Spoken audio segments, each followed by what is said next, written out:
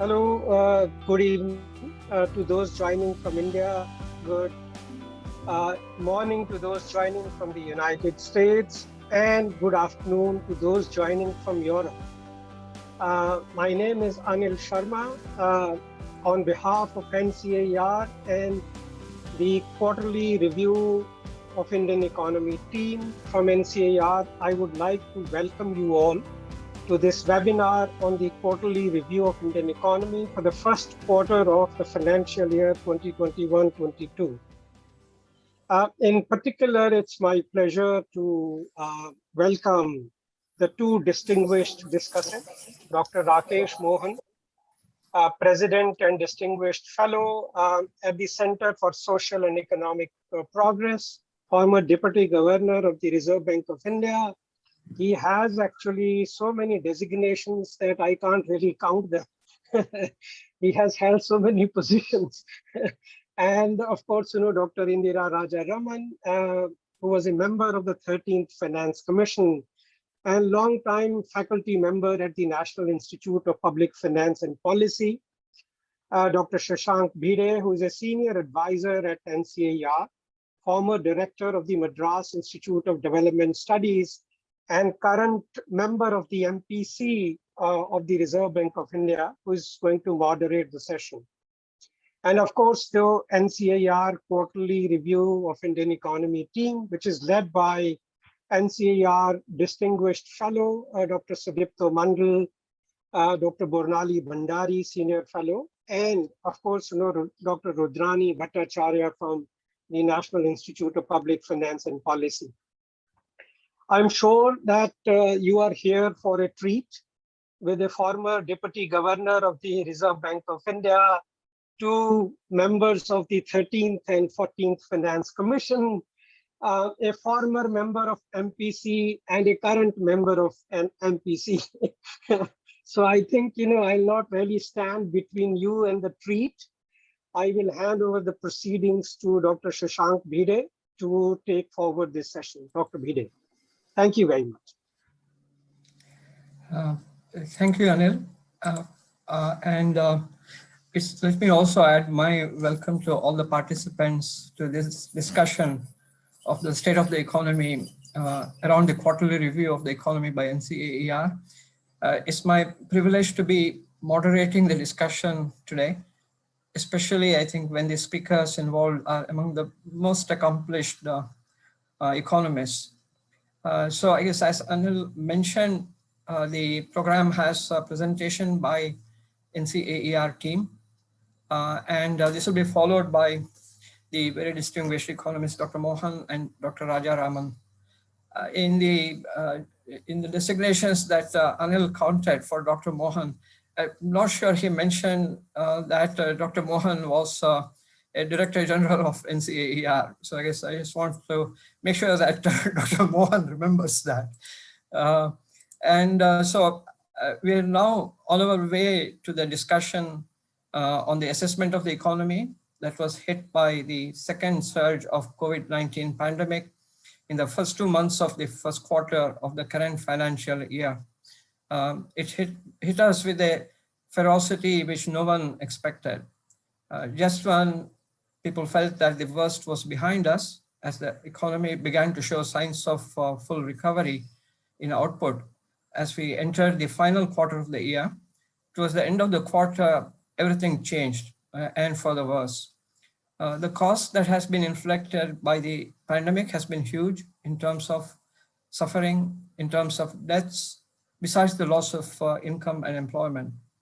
The challenges of engineering the recovery of the economy have only increased immensely. One cannot overstate the need for economic recovery in a sustained way. The recovery depends as much on economic policies as it does on how the virus is controlled. There will be lessons from the experiences globally, but there will also be lessons from our own experience so far.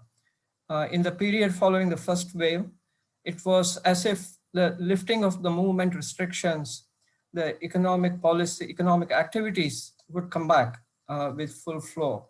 Demand did not seem to be a problem at that time, but now the situation is such that demand is as much a problem as that of supply. The review will tell us all this, and we will hear from Dr. Rajaraman and Dr. Mohan about their views on what should be done to get the economy back on track. I should just mention that NCAER team will have 45 to 50 minutes, and I guess I'll let them know about 3 minutes before their time is up. And Dr. Rajaraman and Dr. Mohan will have 10 to 12 minutes each. Then we'll have a question and answer session. With this, I would like to request Dr. Sudipto Mundle to start the presentation on the review of the economy. So Sudipto, it's yours now. Here we go. Could go to the next. Let me first of all join Anil and Shashank in welcoming all of you for joining us and spending time with us this evening to discuss the outlook for the towards the end of the first quarter of the financial year. I should and I would particularly like to welcome Dr. Rakesh Mohan. I think we can call him Professor Rakesh Mohan because of a recent appointment he has, and also Professor Indira Rajaraman, who are joining us as guest speakers. I should also mention at the outset that though only 3 of us will be making the presentation today, namely Professor Bornali Bhandari, Professor Rudrani Bhattacharya of NIPFP, who has been with us continuously for the past couple of years, ever since I came on board to do the QRE, and myself. But there's a much larger team, and you can see their names on the screen right now. There's a fairly large academic team of about 8 of us, and also a team providing organizational support. And without all of them, we would not have really been able to make this presentation today. Next, please. So I'm going to present this brief introduction that I'm presenting just now. And after that, hand it over to Bornali, who is going to walk us through the real sector and the external sector trends in a more granular way. After that, Rudrani will take over and talk to us about the inflation outlook and our own inflation forecast. As you know, inflation has been creeping up in the recent weeks. I will then come back to talk about the fiscal policy outlook and the monetary policy developments and challenges that are facing us. Next, please. So this is the background against which we are having to look at the economic situation. Shashank did talk about it at some length. And here you see there's a very dramatic graph. It shows you what this second wave has been in comparison to the first wave. The first wave was much more muted. It was much more spread out and gradual. The second one is really like a tsunami. It just soared up. In terms of number of deaths and number of cases, were actually 4 times as intense as the first wave. And like tsunamis, it just shot up and then also fairly quickly subsided. I should mention that it has been pointed out that there's a huge underestimate of the number of deaths. That's what experts tell us, and of cases. So that's something to keep at the back of our mind. Towards the end of that graph, you see a small upturn in daily deaths. Actually, that's not a real situation, but it is simply a correction because of underestimates of deaths that had been recorded in Maharashtra and Bihar. So it has been actually, the wave has been subsiding in a systematic way. Also, I think it needs to be said that it has been fairly concentrated, the wave, in just a few number of states, which are actually listed there in the 4th bullet, and they account for about 75% of total deaths. But I have to say that out of that, as much as 30% of all deaths is really due to, are accounted for by Maharashtra. So Maharashtra really has had the worst of this, both the first wave and the second wave. for reasons which epidemiologists would know better, but that's just a fact. Now, this kind of, this double whammy of the first and second wave has completely disrupted our, we were beginning to look at recovery after the first wave, but the second wave has now completely disrupted that. There's been a sharp increase in unemployment. The CMI numbers tell us that earlier in June, it had gone up to something like 12 to 13%, which is more than double what it was in January when the first wave had already subsided. And this has happened despite the fact that, unlike in the first wave, this time lockdowns have been much more limited for limited periods and different states and different phases. Despite that, this has been the situation, the disruption, and the rise in unemployment. Next, please. So I'm just going to give now a very broad overview of the basic narrative of what we are going to present to you today in this presentation. Conventional forecasting techniques don't work when you get these huge disruptions. So we've had to use an alternative way of doing this, which Bornali will describe in some detail.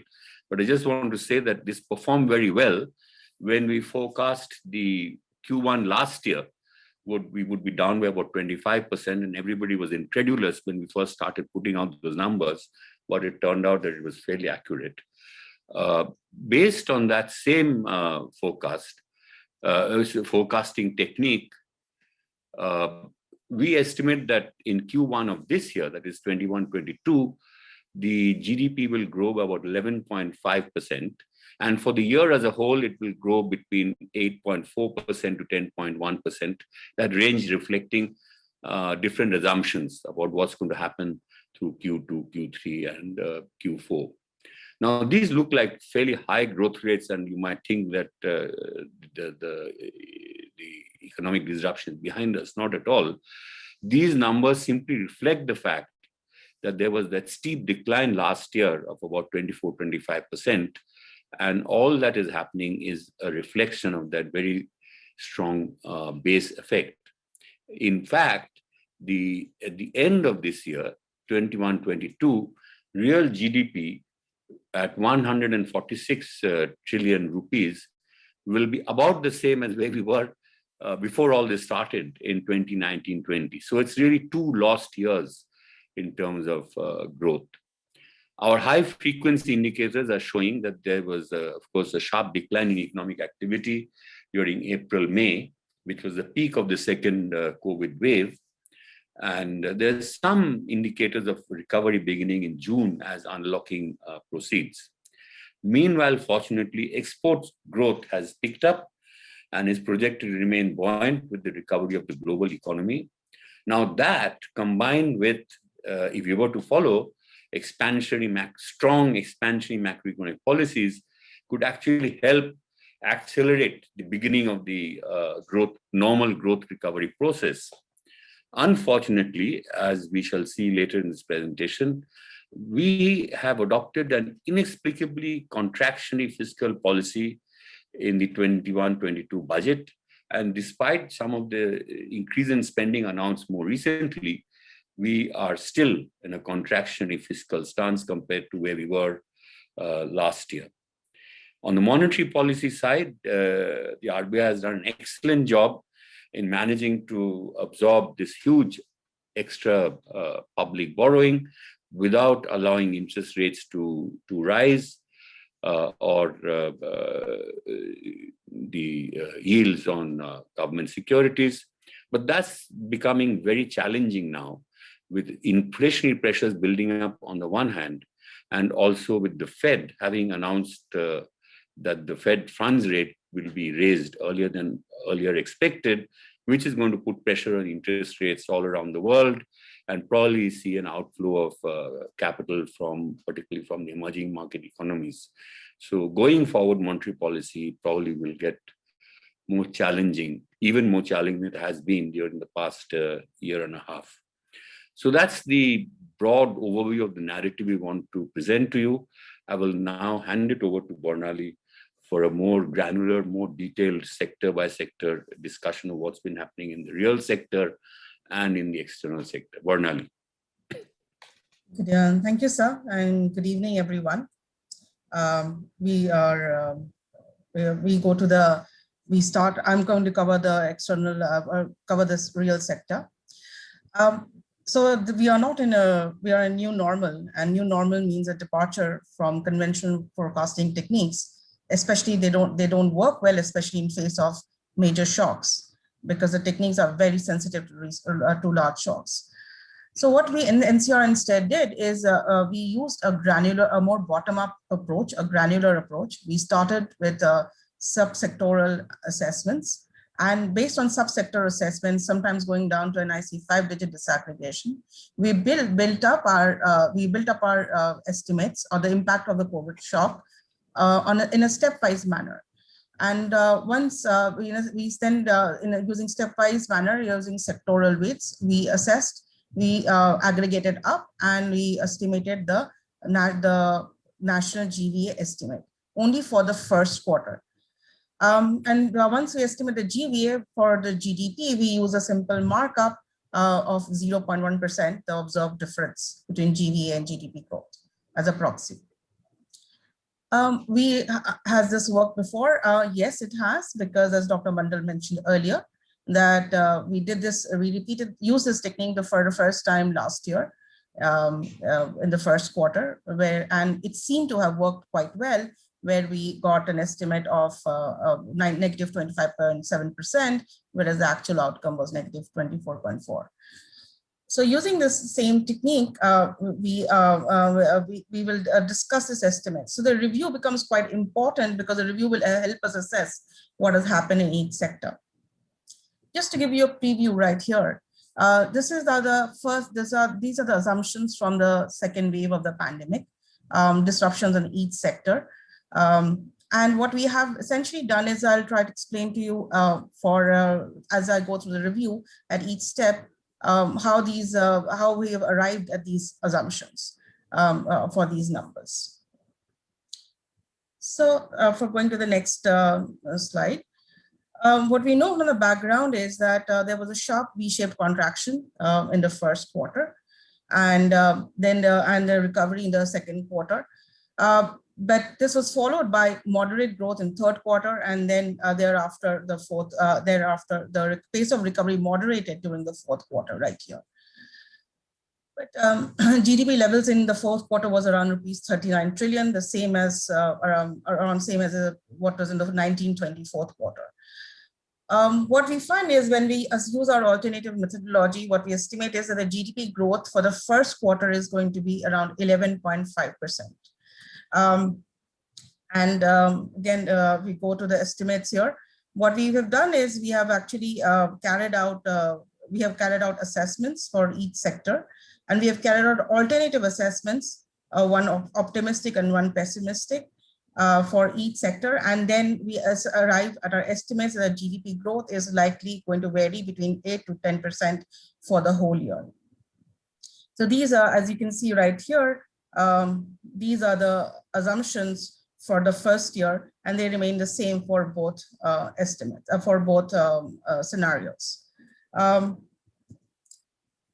back here, what we find here is that as I said, once we do estimate the first quarter estimate, the first quarter growth estimate, then we make alternative assumptions for quarter 2, quarter 3, and quarter 4.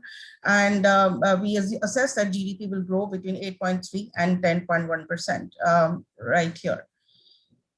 And if we grow at 10.3%, we end up in 21-22 will end up right at 146 rupees trillion, the GVA level, GDP level, and that is exactly the same at what we were at 19-20. If we grow at a slightly more optimistic level, then we end up with a GDP growth of 10.1%, and we end up with a GDP of barely 149. So that's where from the comment Dr. Mundle made about 2 last years are coming from. So going down to the sectors, we will talk about agriculture, industry, and services. We are assessing from the GVA or the supply side mostly. The first sector that we cover is the agriculture sector. The agriculture sector, as we know, did fairly well. It was the only sector which actually showed positive growth in the last year, in 2021. And that's because we had above normal monsoon last year. And based on the monsoon this year, we know that the monsoon is going to be nearly normal or slightly above normal if we go by IMD forecast. But it's too early to play it out. So far, it has been okay. And based on this, we estimate that GVA of agriculture is going to grow between 3 to 3.5%.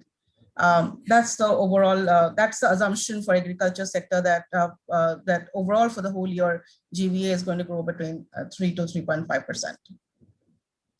Then we come to industry, and this is where it gets really hairy. The GVA, as we know, that industrial growth was already declining well before the pandemic. Then there came the sharp contraction, and followed by a pretty sharp recovery, the V-shaped, famous V-shaped growth pattern. And but this sharp V-shape was led by electricity, gas, and water. Then the second half has seen positive growth, where we see that manufacturing and construction sectors have also done relatively well.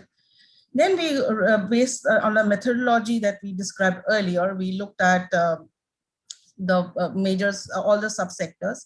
And based on that, we assessed that industry will grow by 26.7% in first quarter, 10% in quarter 2, 8% in quarter 3, and 10% in quarter 4. The assumptions, if you go here, right here, you can see that this industry, mining, manufacturing, EGW, construction sectors were performed, even though except EGW, almost all the other sectors had contracted last year. But the improvement in construction sector was very important. There are a couple of key differences before we started with the assessment. There are a couple of key differences that we need to understand about the last lockdown and this lockdown. First thing is that it was not homogeneous. The lockdown was not homogeneous. Because these were statewide lockdowns, and some of the states started pretty early in mid-April, like Maharashtra, Delhi, Chhattisgarh, Kerala. But by the end of April or even early May, and we have a table there, we have a timeline at the end, majority of the states had actually imposed lockdowns by late April or early May, which lasted through April. And by June 7th, almost all the states had implementing phase-wise, they had started unlocking in a phase-wise manner. A third very key difference between all the sectors last time and this time is that the supply of industrial oxygen was diverted. So that affected production. And a fourth very key difference is that it's, so at least in states like Maharashtra and I think even Tamil Nadu, states, industries did not just completely close down, because some of those industries were allowed to be functional for fulfilling export orders. So export-oriented units were allowed to be open. But of course, the capacity utilization may have been subnormal.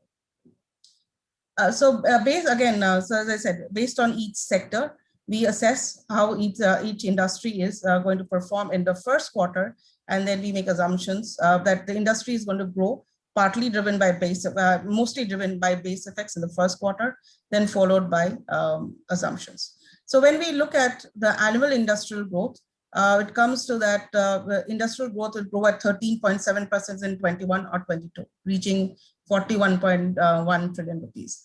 Other than manufacturing, I just want to add is that in the construction sector, unlike last time, Manrega was also affected, where we have looked through Manrega numbers, and even there, rural construction was negligible, or compared to last year, it was lower than last year. So we have looked at a host of activities before we come to this assessment. Other than that, when we look at the more latest estimates, IIP estimates are only available for 1 month, April, and there we already see some moderation in activity right here. Some moderation in activity. If we look at some more indicators, we know that PMI manufacturing was was already at 50 or around 50, close to 50 in May, which means it's continued to be positive, but obviously at a moderated pace. Even GST collections right here is quite high, again at a moderated since March, but of course much higher than the corresponding period last year. The interesting thing is about electricity demand. Electricity demand has again moderated in May and even in June. What we find is that that means is that again it is the electricity sector would do well compared to the corresponding period last year, but it may not do as well compared to the fourth quarter of last fiscal. So those other, based on these assumptions, we have come to these estimates. Then we go to the, so the industrial growth, we expect it to show sharper recovery, sharper recovery. Then we look at the services sector, and the services sector is very interesting in the sense is that the contact intensive sectors are much more deeply affected than the non-contact intensive sectors. There are huge sectoral variations. So the contraction in the services sector, it was in contraction for almost 3 quarters, as you can see right here, before it showed positive growth in the fourth quarter. It took longer to recover, and the sector which was worst affected was trade, hotels, transport, communication, and broadcasting, has borne the brunt of the pandemic. It contracted by 18.2% in 2021. And hotels and restaurants is also one of our larger employers. So of course, in the second COVID wave, services output would have dipped, but Y-on-Y growth still may have been positive.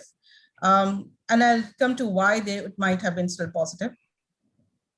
And with the second wave subsiding and phase unlocking, again, services output is expected to recover from Q2 onwards. However, again, there may be a dip in output because of Q3. So based on these assessments, we think that the services sector is also going to show some positive was going to show positive Y-on-Y growth, but it may be, the levels may be lower than last year, than the 2020, than the fourth quarter. So so we think the services GVA will reach 72 trillion in 21-22, lower than what was in 1920. But a positive Y-on-Y growth of 6.7%. Again, we have alternative estimates. Here, so the reason, just to show the variation of the subsectoral assessments, trade in this time, if you think about wholesale and retail trade, unlike last time when they were completely closed, this year, they were at least open for for limited periods of time.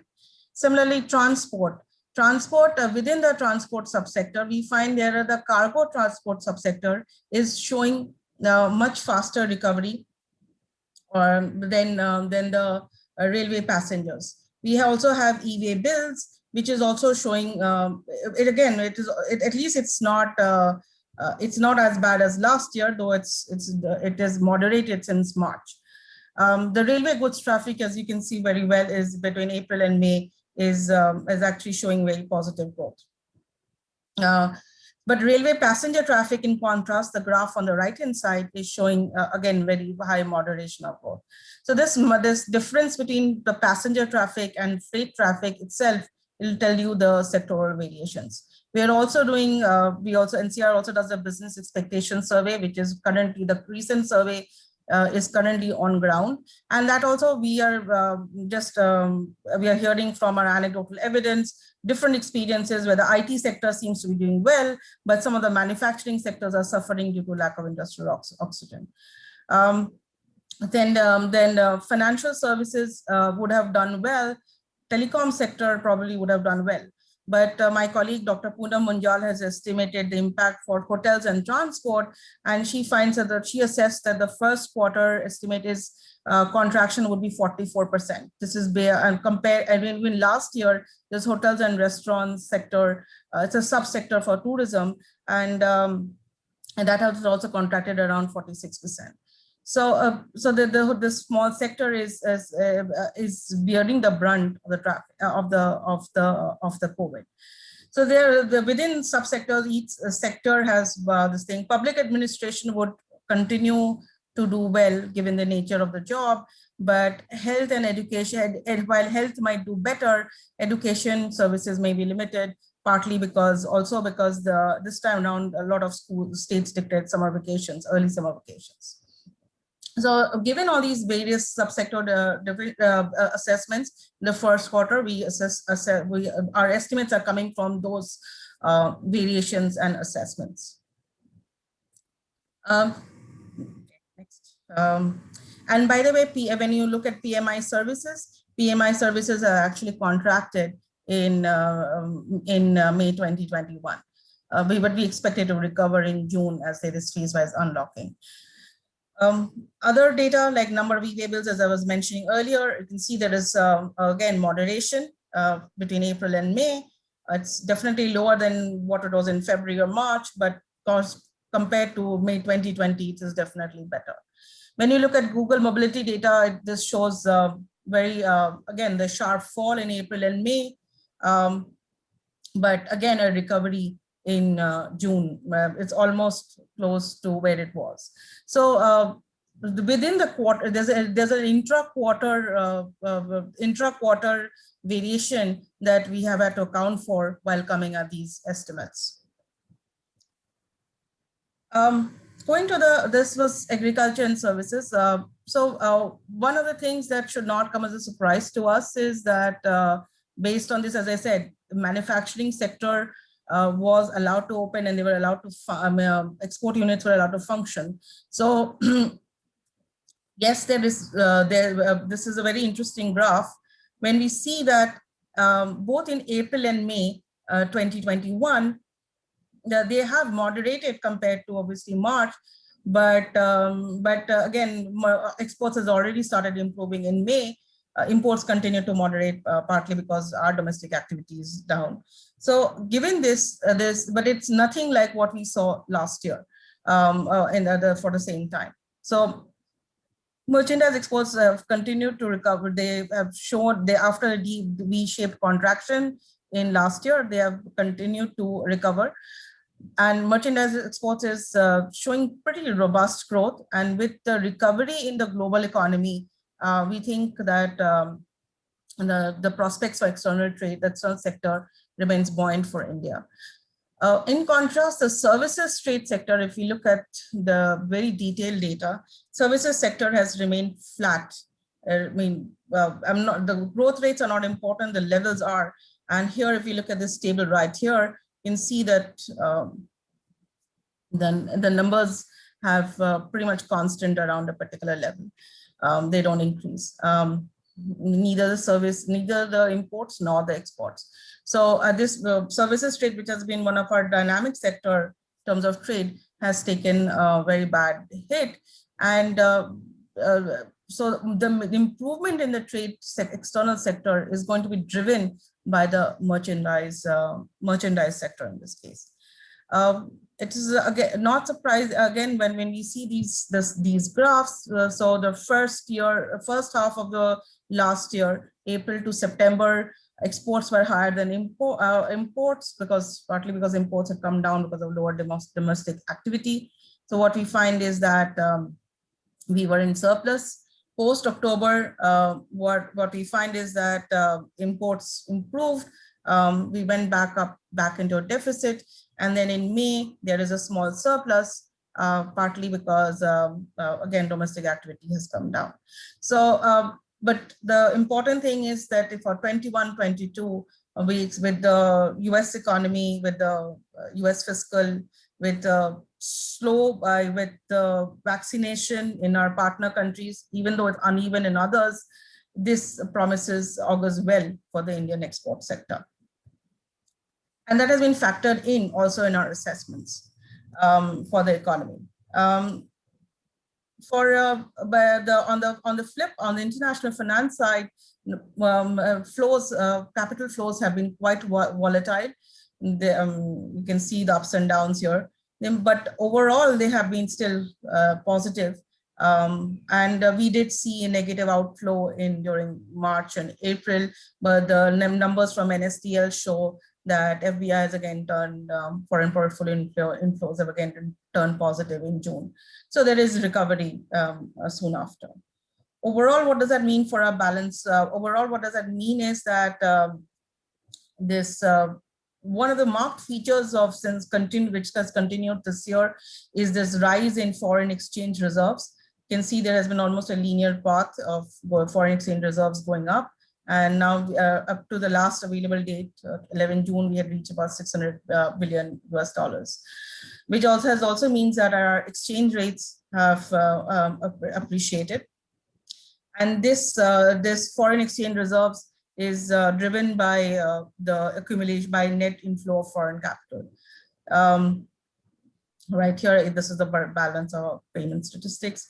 But the more interesting graph is here, when we can see that there has been appreciation of the exchange rate, both rear and near, right here. So I'm not going to expand on this, but the accumulation of reserves has been driving up liquidity. It also means buildup of inflationary pressures.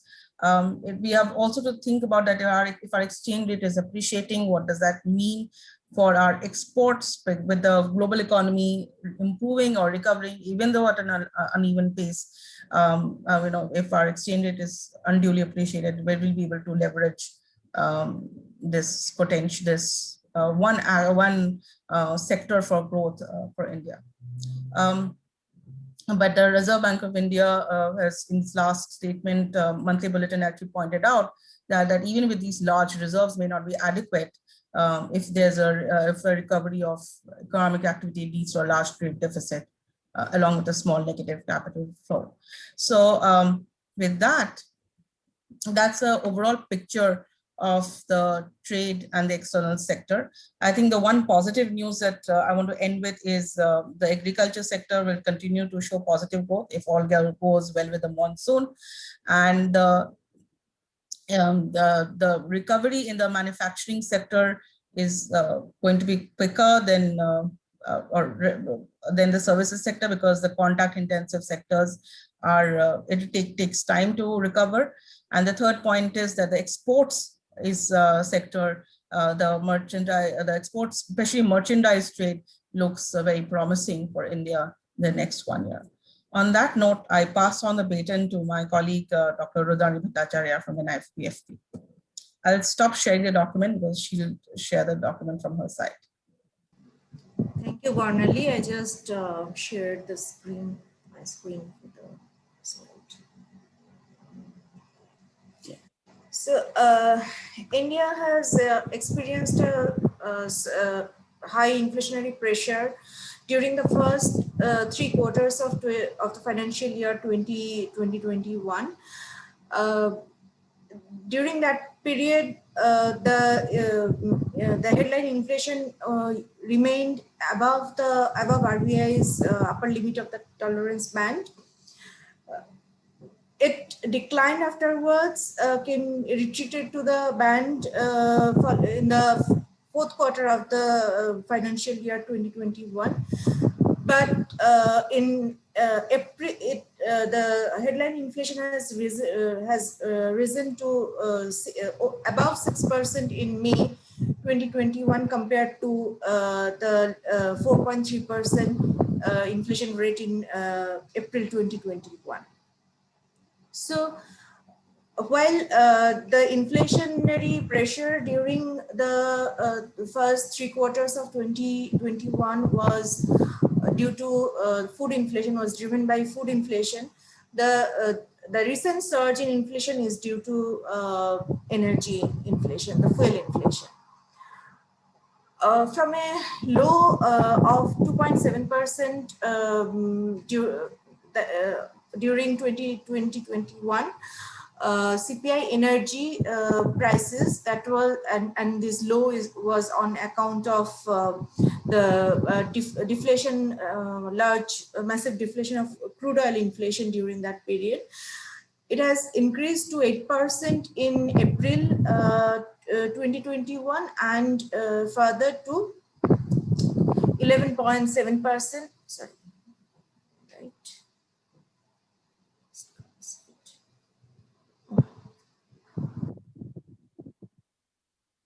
to 11% in May 2021. And this sharp rise in inflation, this energy inflation, CPI energy inflation, is on account of triple digit inflation in crude oil prices. So in April 2021, the crude oil inflation was 178%, whereas in May 2021, it has declined slightly to 119%.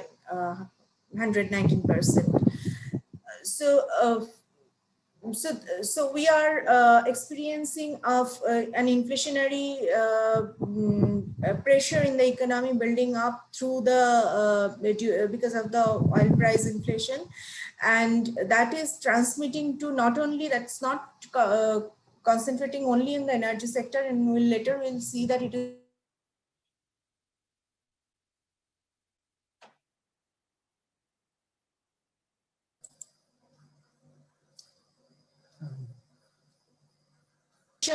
that we experienced during the last financial year.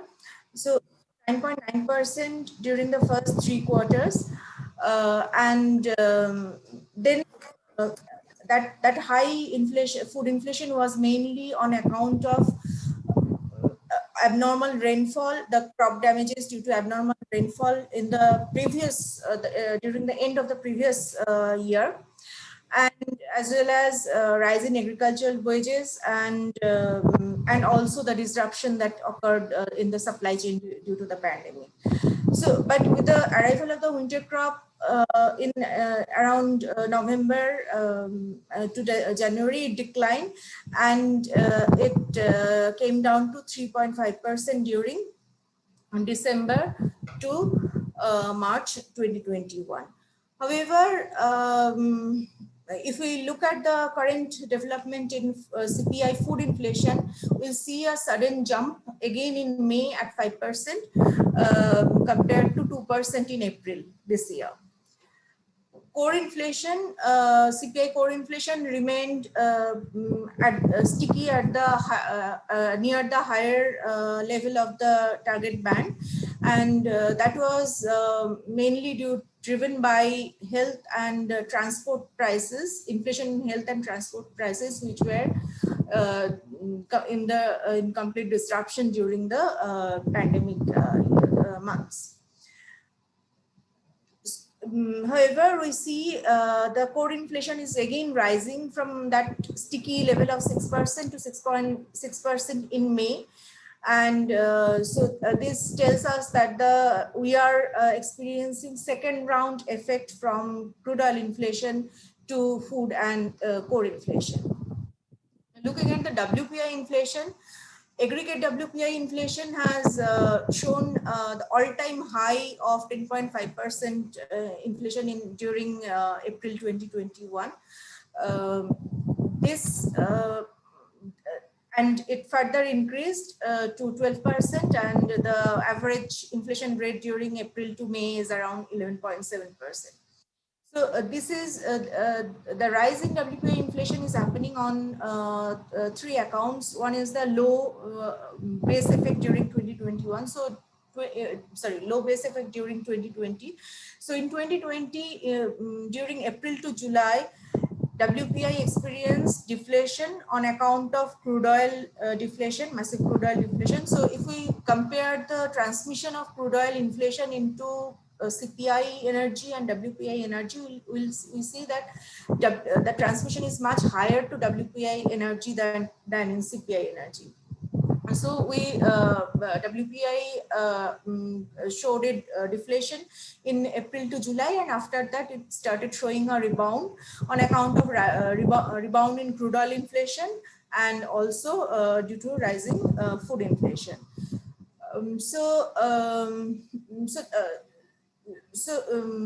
So we see now this is the low base effect. So the low base effect that we observed during 2020 is or the deflation that we observe in 2020, that is driving this high double-digit inflation in WPI in the current months. But also we see the second round effect on WPI food and WPI core from crude oil inflation. So even within WPI food basket is not WPI food articles, but it's actually WPI manufactured food products, which is in May, which is around 15%. So this tells us that we are experiencing, the economy is experiencing a revival of demand, but at the same time, there is the disruption of supply is still there, and there are crude oil production is adding to the production cost. So all these factors are reflecting in the rise in all the components of the of both retail, wholesale and retail inflation. So just to summarize that, what are the factors that has driven that is driving this broad-based inflationary pressure in the economy that we are experiencing right now? So food inflation during the months of 2020 was, as I already said, that due to abnormal rainfall, then rising agricultural inflation and supply distortion. The rebound, so that pressure on food inflation relaxed during the winter, during the beginning months of 2021 because of the arrival of the winter crops. But we see the recent rebound in food inflation due to one is further rising agricultural wages as well. But we do not see much of its effect on much of its effect on wholesale food prices, because wholesale food prices is still within the, is not surging, is within the manageable range. But recent episodes of cyclone can lead to some crop damages, and which might affect, the effect of which might come afterwards. Now, the surge in crude oil inflation, that's Rudrani, you need to finish in a couple of minutes. Yeah. So this surge in crude oil inflation, both the first round and second round effects are showing up. So on account of this soaring inflation rate in all the components, we see that the headline inflation is breaching the RBI's upper limit of the target band during May 2021. So if we look at the forecast, the outlook for inflation, headline inflation during the till the end of 2021, we see that it will decline in the next few months, but again till August, but it will again rebound. It will rebound and will start increasing. So this initial decline is on account that there is a sharp decline in crude oil inflation between April and May, but of course the upward risk of high crude oil inflation, high agricultural wage inflation, sticky pandemic driven core inflation, and the possible supply distortions due to the third wave, which we are, the experts are anticipating are coming, can again pull up the inflationary pressure, and will even it might go beyond the upper band of the target. But now I hand it over to Dr. Mundle and Bornali.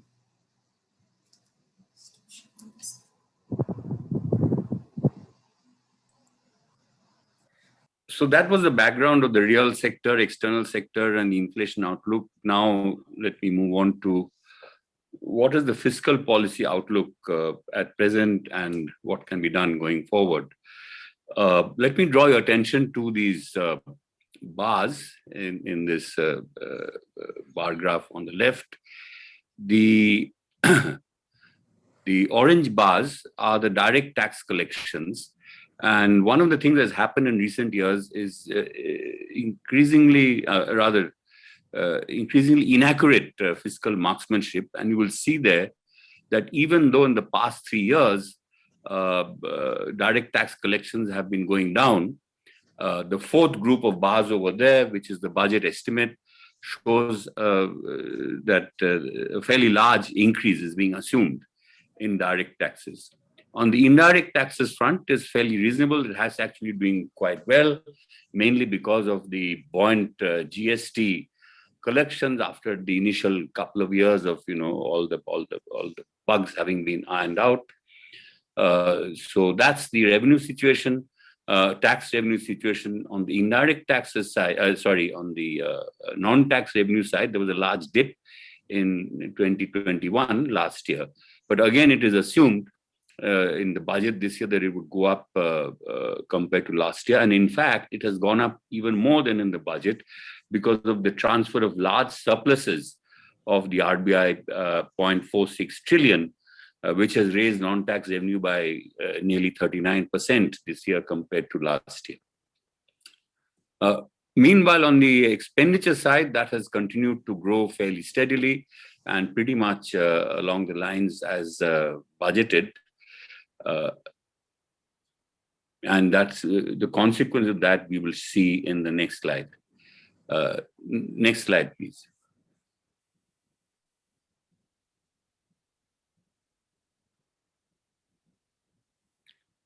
Yeah, this is showing what's been happening on the expenditure side of the budget.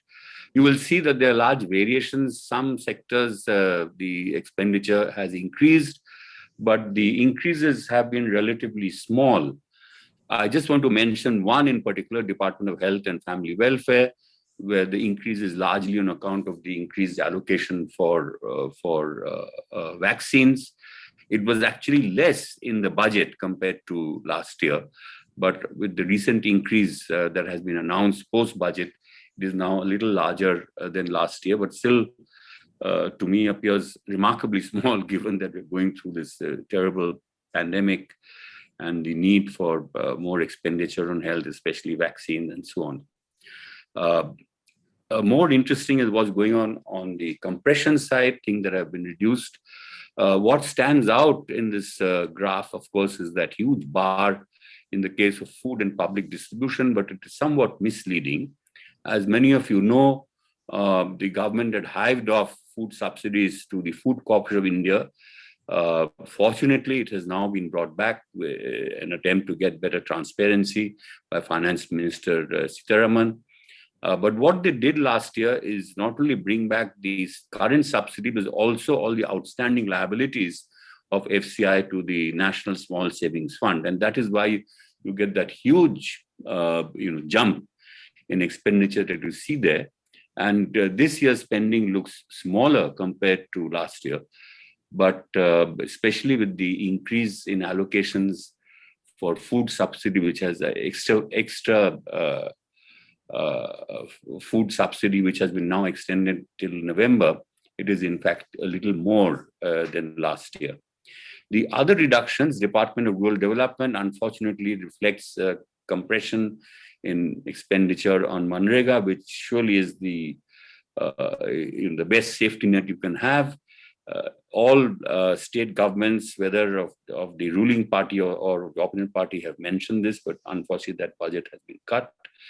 The reduction in chemicals and fertilizers is because of reduction in fertilizer subsidy, and the petroleum, natural gas, again, is because of reduction in petroleum subsidies. Are welcome corrections. Next, please.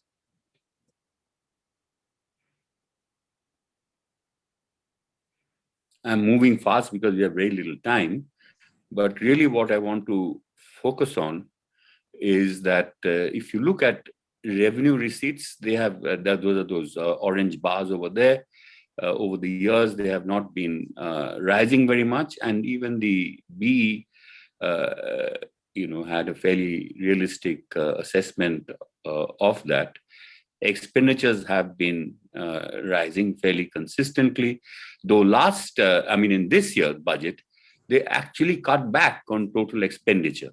And that was quite surprising, considering that what was required in every macroeconomist within the country, most of them outside the country, and most recently, even the business community Uday Kotak, in his last address as president of CIA, said that you need to put money in the hands of people, you need to expand expenditure. But surprisingly and inexplicably, expenditure was reduced in the budget compared to the previous year. It has been increased somewhat post-budget because of those extra allocations for, as I said, food subsidy and the purchase of vaccines. But even then, we are looking at a compression of the fiscal deficit from 9.2% actual last year to 7.2%. Now, this at a time when, in fact, you need to be increasing your spending and your deficits is really quite surprising, especially because work has been done by Sajid Chinoy and others that even though our debt GDP ratio is quite high now, close to over 90%, that so long as there's an interesting knife edge at 9% growth, so long as your nominal growth is at or more than 9%, we are not going to get into a debt trap. And anyway, most of this debt is really domestic debt. It's not as though it's foreign debt and you can hit a sudden stop. So this surprising, conservatism is very unfortunate. And that, combined with the adverse effects of the second wave, possibly now a risk of a third wave, will really mean that the potential for resuming the recovery process will just get delayed even further. Next, please. Just quickly on the monetary policy side, RBI has been, in my view, in our view, has been doing a fairly heroic job of trying to make sure that there's enough liquidity in the system to meet this huge, unprecedented increase in government borrowing, and at the same time try and maintain a lid, in fact, reduce interest rates and yields on sovereign bonds. And you can see that it has been very successful there.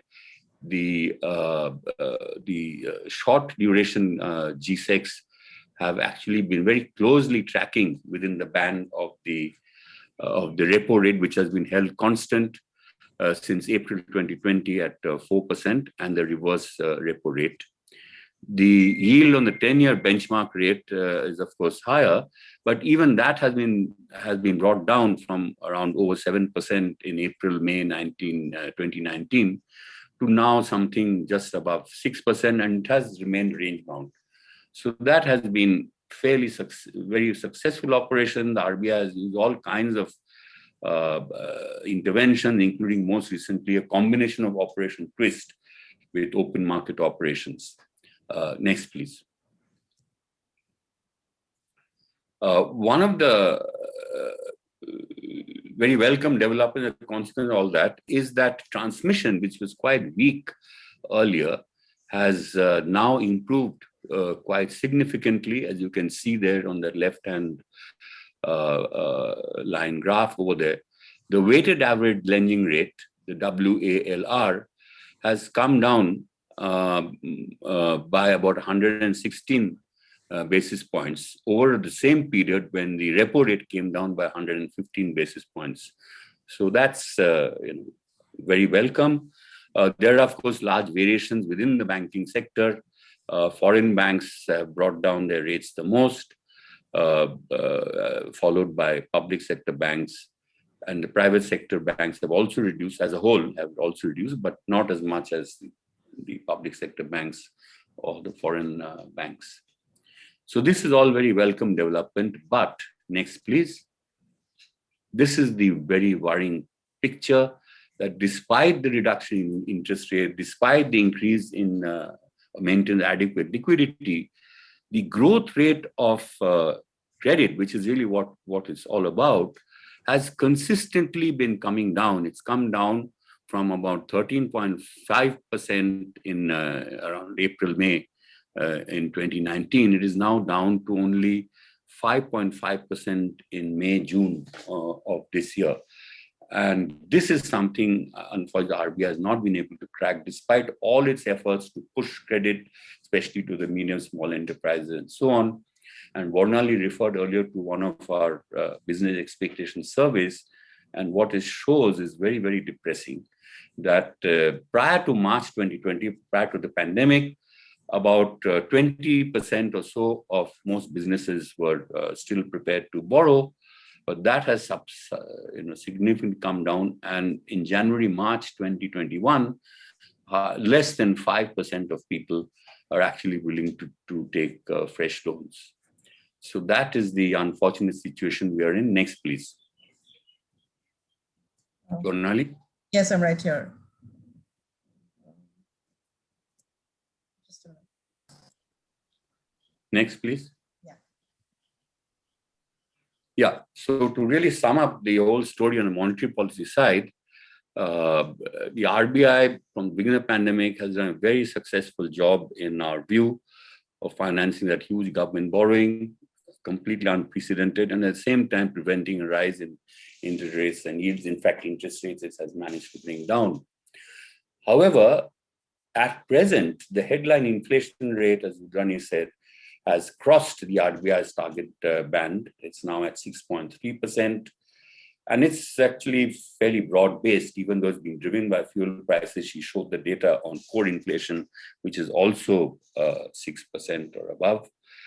And then you have the Federal Reserve having announced earlier than expected increase in the Fed funds rate, which is definitely going to suck out capital, especially in emerging markets, and put pressure on interest rates.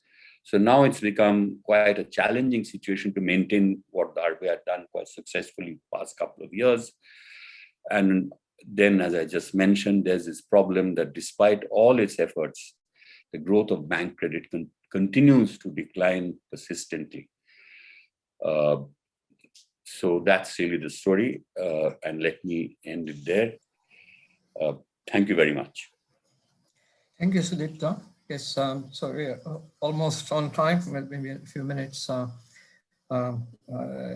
more than what we had planned on. But so I guess there is this sort of analysis of the status or where we are and what the challenges are. So I'm not going to try and summarize what has been said so far.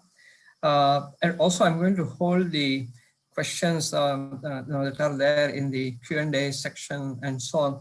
But I guess, one of the things at least I would like to mention is that the analysis has taken a view across different sectors of the economy. And I think the two of the drivers on the demand side that have been mentioned, one is of course the external sector. On the exports, I guess, there's one engine of the economy, I think, that might be sort of going. But as far as the consumption, expenditure, and investment, as the analysis did not say very much. I think Sudipto stressed on the fiscal side of the economy. I mean, that is where the likely driver of the economic recovery might be. What I'm going to do is, ask Indira to first make her comments, because I think given that Sudipto has mentioned fiscal as one of the drivers, maybe Indira should speak first. And I'm going to give Dr. Mohan the last word, in terms of presenting his views. So Indira, you have about 10 to 12 minutes. Shashank, would you please signal me when 10 minutes are over, and then I'll pick it up. Yeah. So I'll rely on you to do the timing. I won't watch any stopwatch. Okay. Yeah, okay. Okay. I have a PPT that I want to share.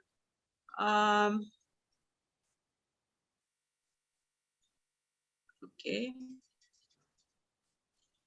But before I go into my PPT, let me just deal with a few reactions to this excellent presentation by the macro team at NCAER.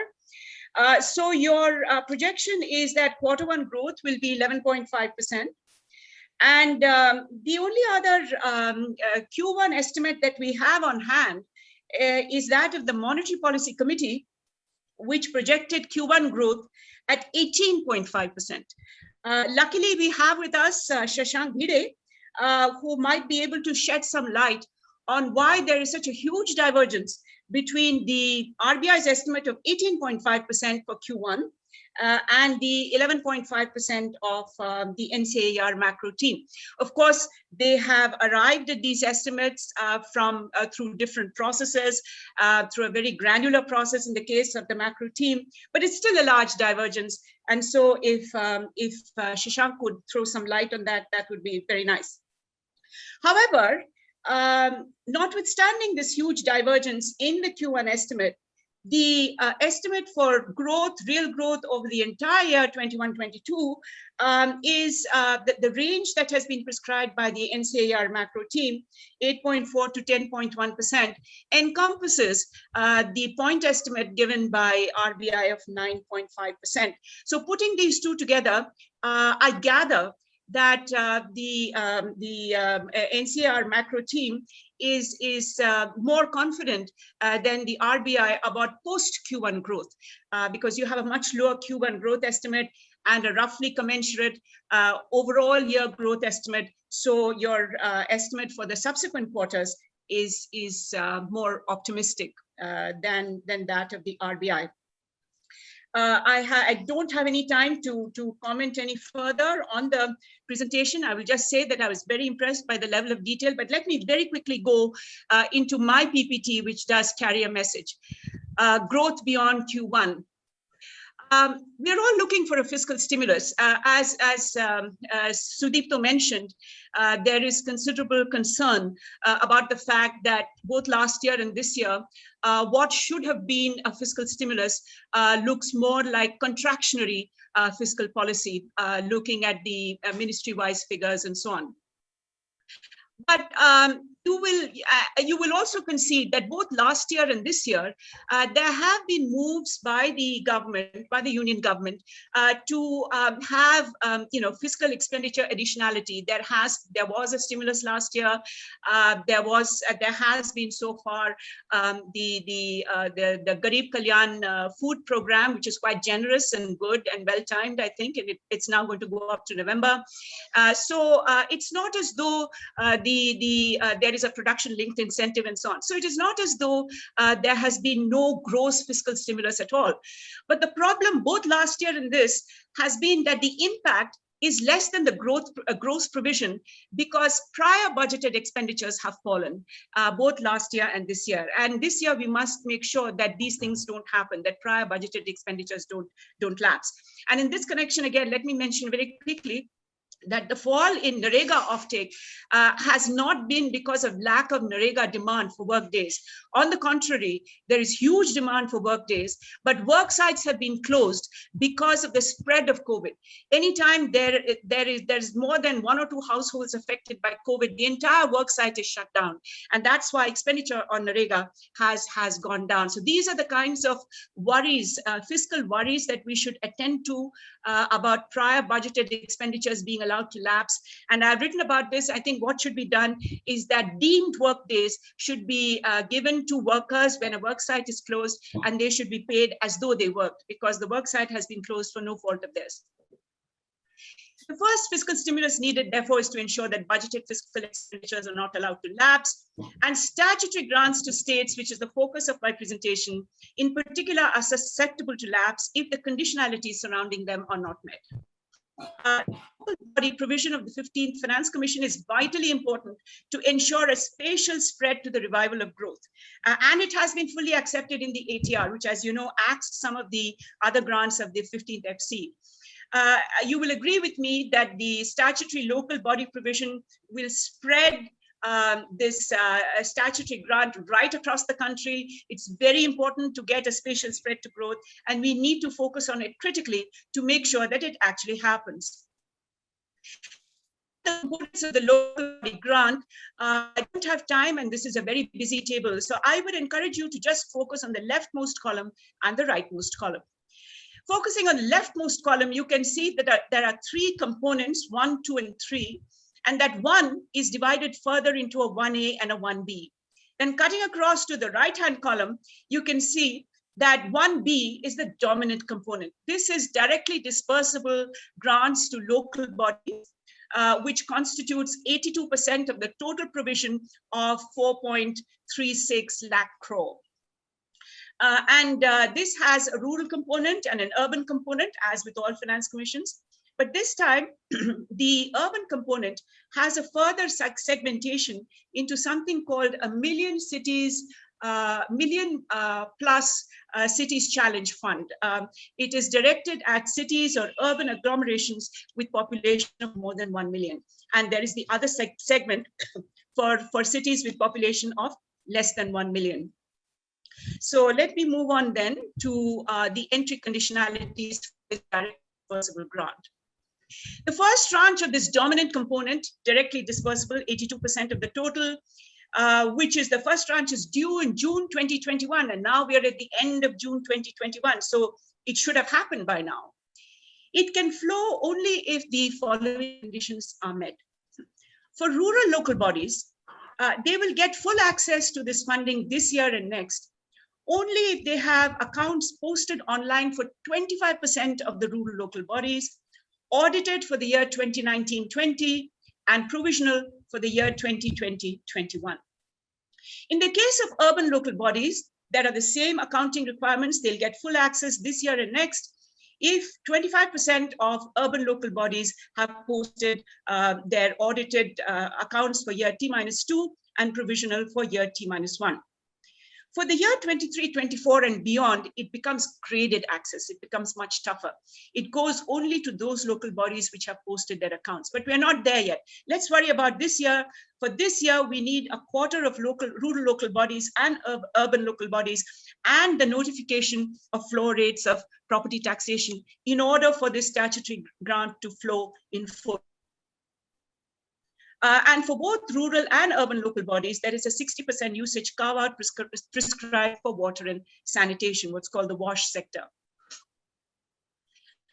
The ULB grant, as I told you, has a segment for million-plus cities, cities or urban agglomerations. Of that, 1/3 is earmarked for air quality improvement, and that is further based on performance conditionalities. So it's even harder. It's based on two basic parameters: reduction in particulate matter and increase in the number of good air quality days. The details are in Annex 7.8 of the report. Each state has to sign a memorandum of understanding in this year, this 2021-22, with the Ministry of Environment on a year-wise action plan. So even though they don't have to quite meet these targets this year, the action plan has to be registered with the ministry this year. 2/3 of the MCF provision is earmarked for the WASH sector based on performance conditionalities. Once again, there are 8 criteria and the details are in Annex 7.9. The primary health grant, this is much smaller. It is 70,000 and odd crore over the 5 years, and it is split into 7 categories with state shares specified in each. Those of you who have watched the action taken report on the 15th Finance Commission will know that there was a further 30,000 crore for strengthening the health infrastructure in each state, which was supposed to go to the states, which was axed by the ATR, but the local body component was allowed to go. This component, this local health grant, is unconditional. It's there for the asking, but, big but, state and district level committees should have plans ready for implementation in each of those categories by July 2021. We are there. July 2021 is just a few days away. I hope these state and district level committees all over the country are ready with their plans for submission so that they can actually get their hands on the money which is theirs by statutory right. As you know, in Annex 1 of the Union Budget speech by Finance Minister Nirmala Sitharaman on the 1st of February, the government was criticized for having included the Finance Commission grants for water and sanitation along with the other health provisions to give, the criticism was that it was to sort of puff up the government expenditure on health. I didn't think there was anything wrong with that at all. After all, these are funds which have been budgeted to flow to states. But the burden of my PPT is to say that they will not automatically flow because of the entry conditionalities. The states have to do the running. They have to make sure that those conditionalities are fulfilled. The water and sanitation is 60% RLB, and 60% of the non-MCF ULB. The union budget was very careful not to include, at least in this Annex 1 table, the MCF component, because that was riddled, that was hedged by performance conditionalities. But the budgetary provision, even for the MCF, is fully there in the budget.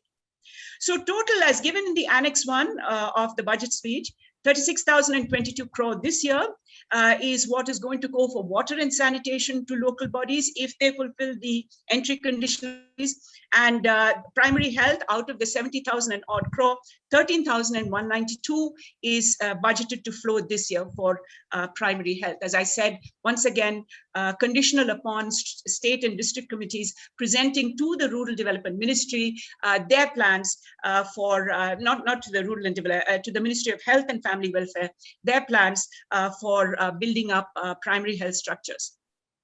The portion of the local body grant, which will flow without usage conditionalities, not mentioned in Annex 1, is 24,000 odd crore.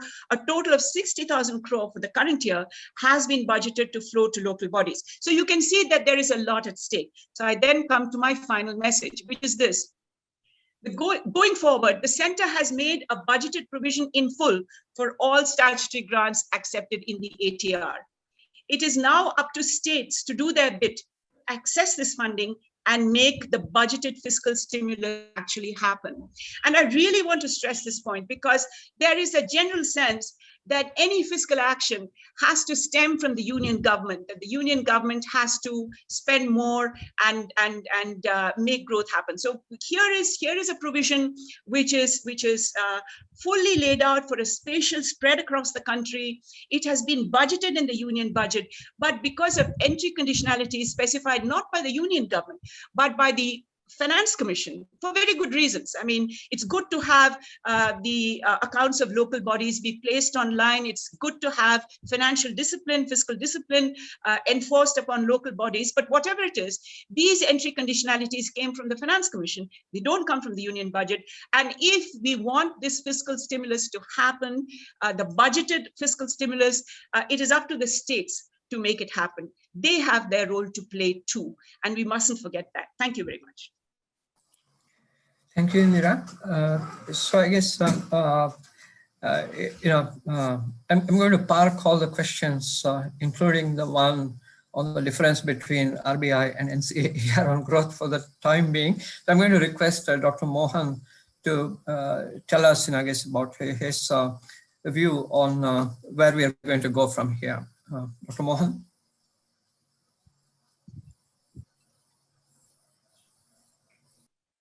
Thank you very much, Shashank.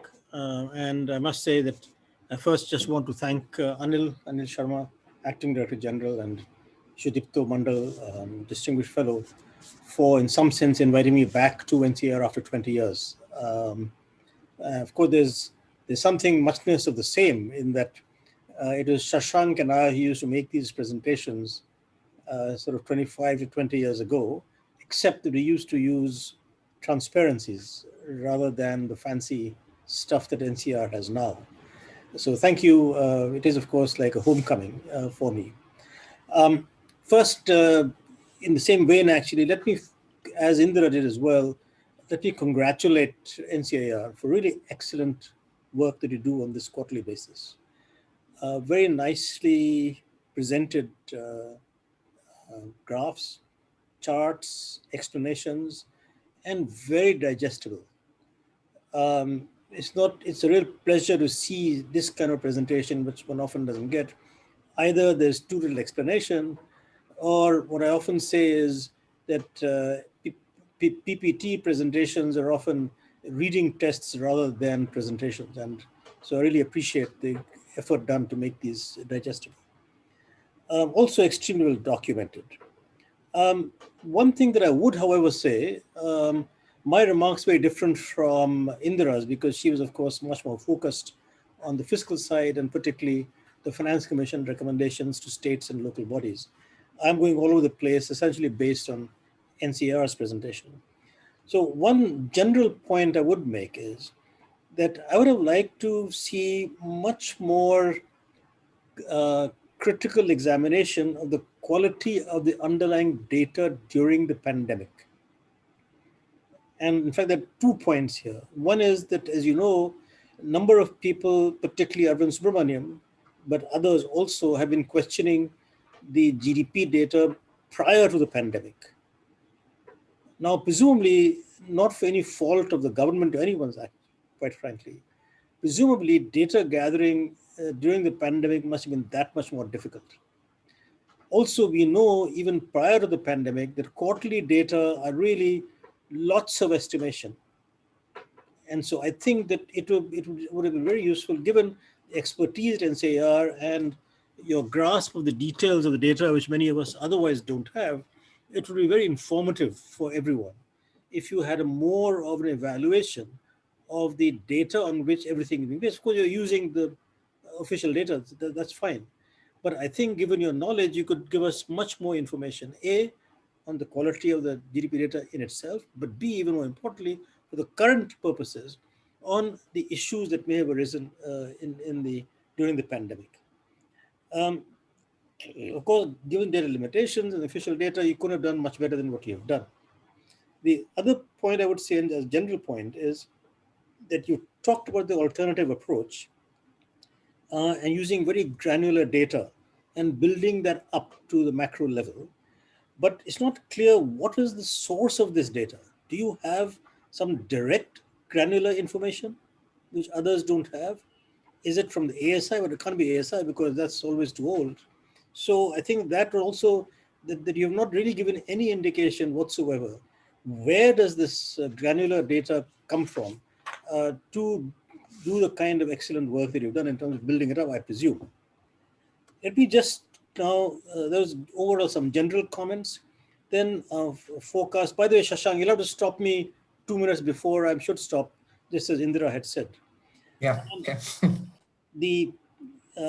On the forecast, the key conclusion, of course, is that at the end of fiscal year 2022, we will be roughly where we were at 2019-20. And does this assume no third wave? Assuming if there is a third, God forbid, there is no third wave.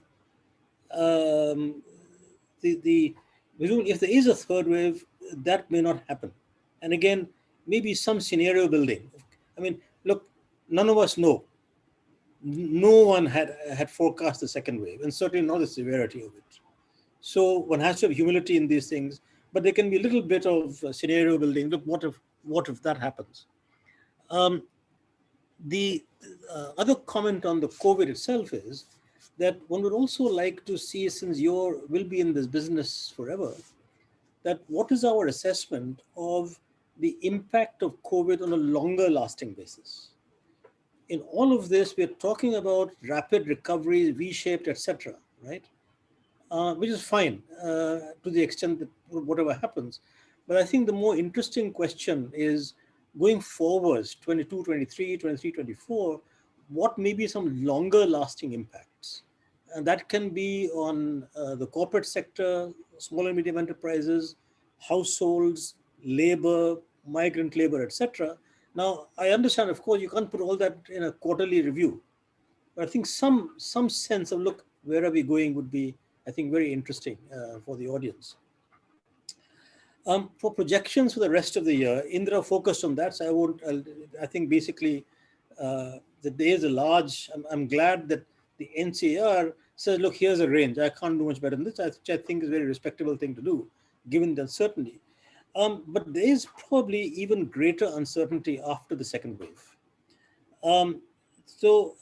Because A, of course, as we just said, possibility of a third wave. Just as second wave, we can't foresee it. B, given that after the first wave, which was compared to the second wave, a very shallow wave. You have a lovely graph on the COVID, by the way. And one of the very interesting things that you find in the COVID graph is how symmetric both curves are. And so it's telling you, if you know where the peak is, you know how long it will take you to go down, because it's incredibly totally symmetric in both the first wave and the second wave. So the question sort of is that with the second wave being much worse than the first wave, should we not expect the recovery to be not as rapid as after the first wave? And I think that's an interesting issue for the rest of this year.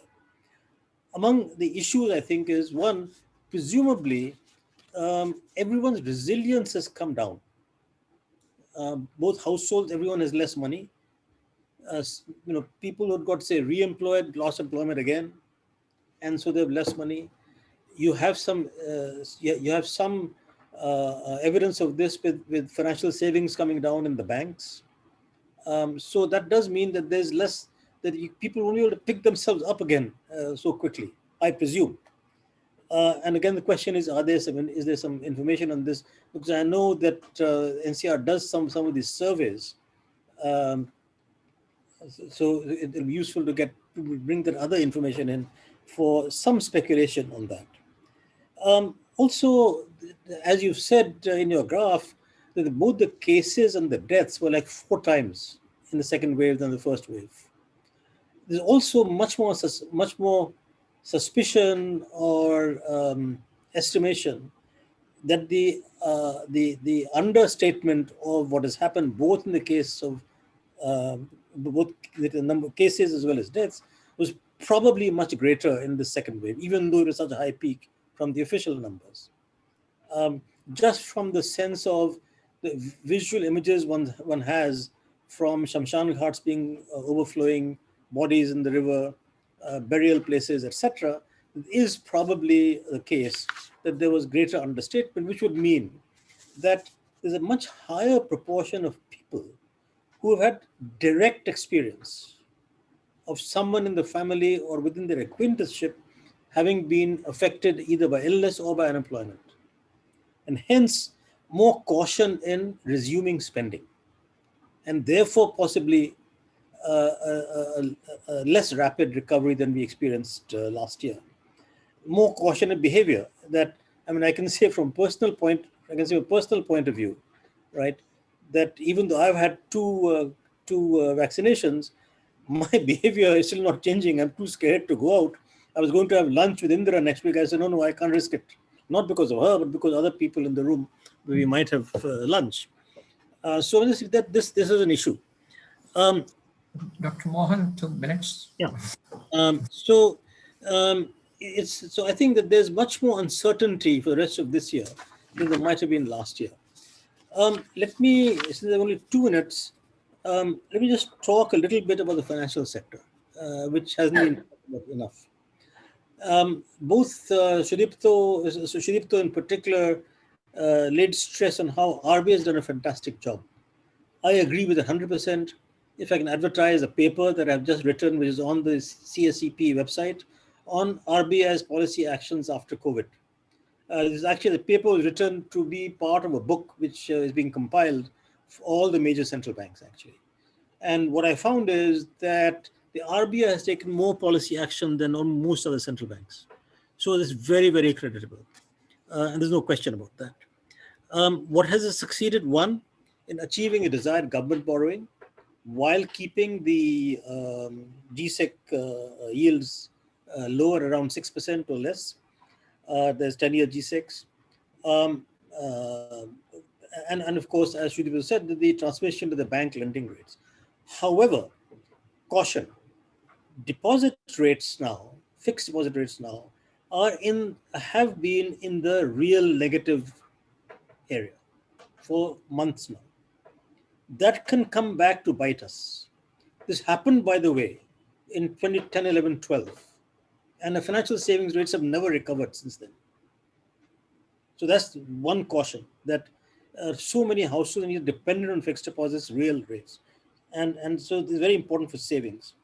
And also future source of investment, because what you're showing, the fiscal deficit and expected fiscal deficits, that household financial savings are now lower than expected fiscal deficits. So where the sources for private investment coming into the future? So that's a big problem. Second, again, as I mentioned in just about the second last slide by Sudipto, despite very high liquidity, RBI's GSAP program, that is buying government securities, plus all the liquidity shoved in because of forex buying, almost zero or near zero real lending rates, little impact on lending and borrowing. That's Sudipto said. I think that's a very important point, and therefore, again, the prospects for the future in terms of growth. Final point, and I'll then then I'll stop. NPAs. The RBI's financial stability report for June will come out presumably next few days, so we don't know what they're going to say. But in December, they said that NPAs might go to 13.6% gross NPAs, much higher than what they were in December. And the question now is that, given the second wave, will this be much higher now? Second, again, learning from what happened in 2010 to 14, actually, before the asset quality review, that we have huge amount of regulatory forbearance. So lots of NPAs are being hidden. Will that come as a surprise once again? I presume, given the second wave, we won't have an AQR at least till next year.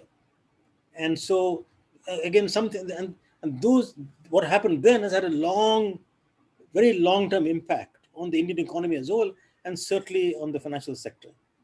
But this is contrasted with very high profitability of firms in the large sector, in the large enterprises. So something I think at NCEER would be interesting to just try and marry some more comparison what's happening in the corporate sector with these large profitability, etc.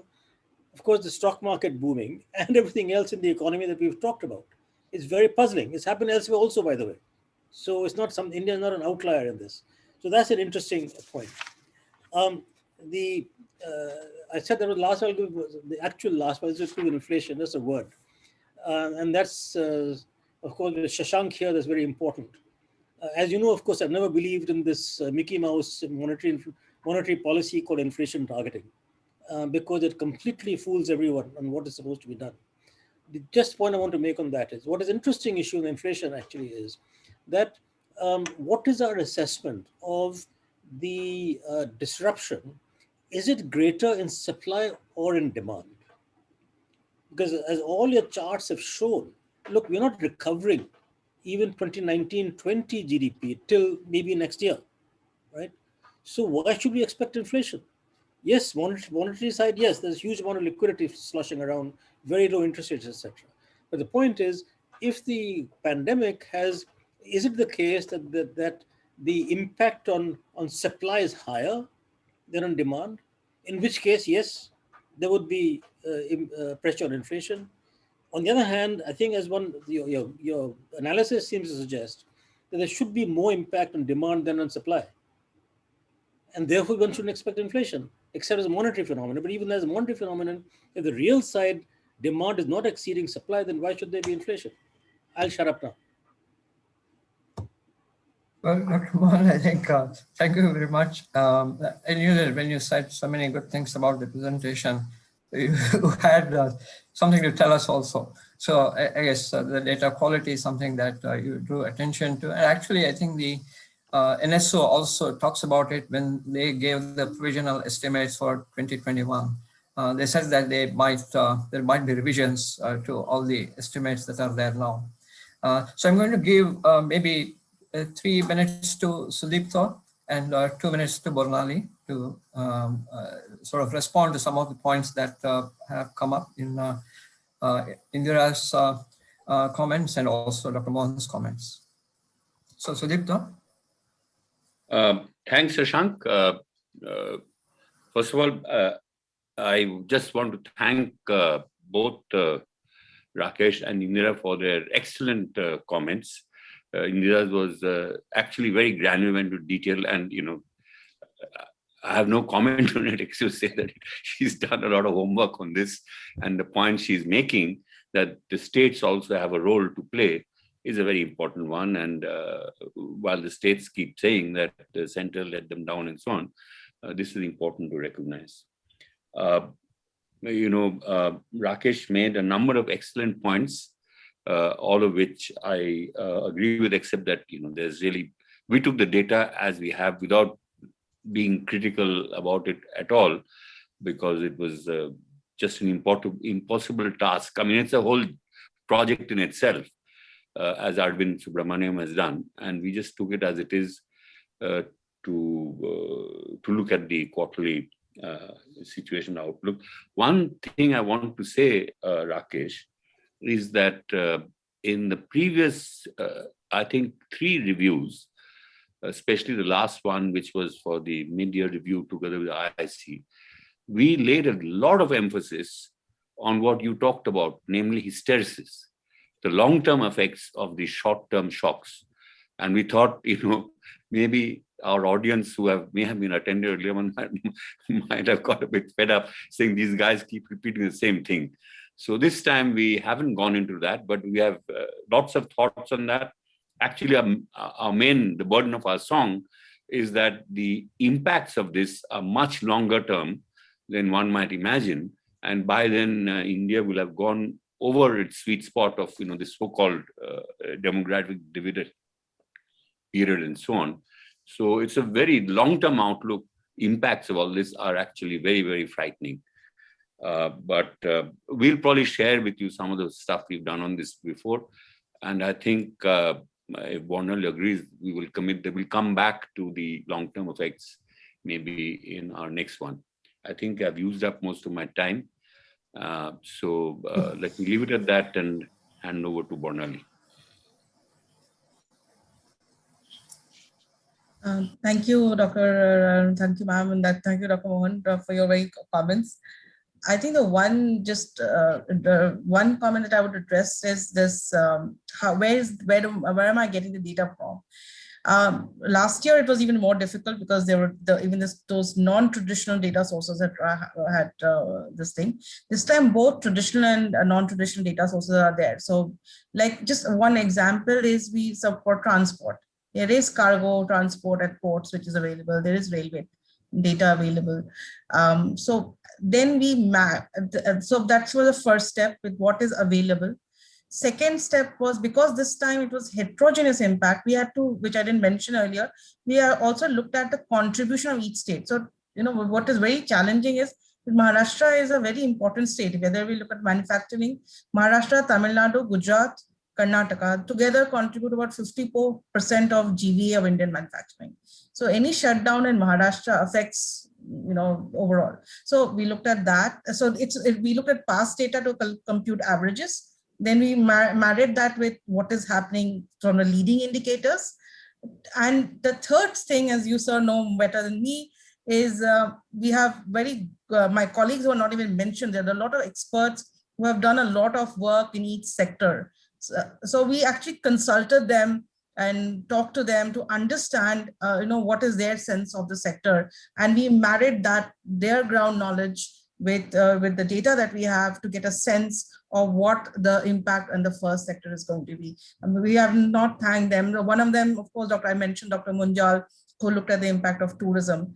Similarly, my colleagues who have done work on textiles, my colleagues who have worked on logistics sector, we've spoken to a range of people within NCR to get an understanding. Of course, and there's anecdotal evidence of reading too much stuff. So one of the things that was puzzling me personally was, like, small items are showing inflation, clothing and footwear inflation. It is just a 1 month data right now, but is it more sustainable? Is it more sustained is something that's worrying.